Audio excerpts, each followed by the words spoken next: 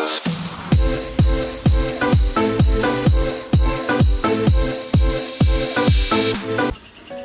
guys! Welcome to my vlog.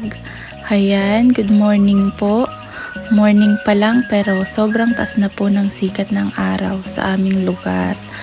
At ayan na nga po, gusto ko pong ipakita sa inyo yung kagandahan sa labas ng aming tahanan. Nandito po ngayon kami ni Baby sa aming probinsya. Dito po muna kami ni Baby sa amin. At ayan guys, tingnan nyo naman po ang langit. Sobrang linaw. Napakaganda pong tingnan. Dito po talaga sa labas ng aming bahay ay hindi lang po halaman ang makikita nyo, kundi sari-saring gulay. Ayan, di na po namin kailangan pumunta ng bayan. Dito sa amin guys, kapag po masipag ka dito, di ka dito magugutom. Sabi nga nila, pag may itinanim, may aanihin. Malayo po talaga kami guys sa kabihasnan, kaya po pag pumupunta na ng bayan, ayan, sinusulit na po. Kailangan nang mamili ng medyo madami-dami para po pang matagalang gamitan na.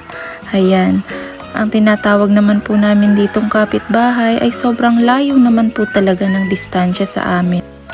Ang karaniwang hanap buhay po ng mga tao dito sa amin ay pagtatanim.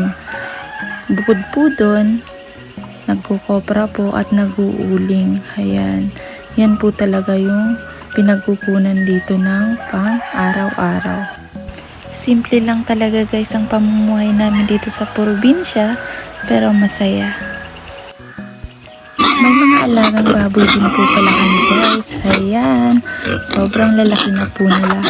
Parang ang sarap litsunin.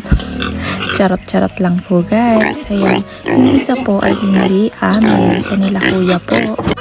Bukod po pala guys sa pag-aalaga namin ng baboy, may mga manok din po kami dito para po pag malaki na, pwede din pong ibenta, or pwede ding tinola, or pwede ding adobo. Ayan, native na manok, sarap-sarap.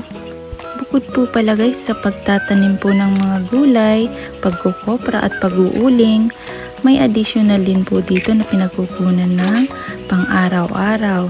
Ito po ay ang buyo kung tawagin po sa amin. Ginagamit po ito sa pagnganganga ng mga matatanda.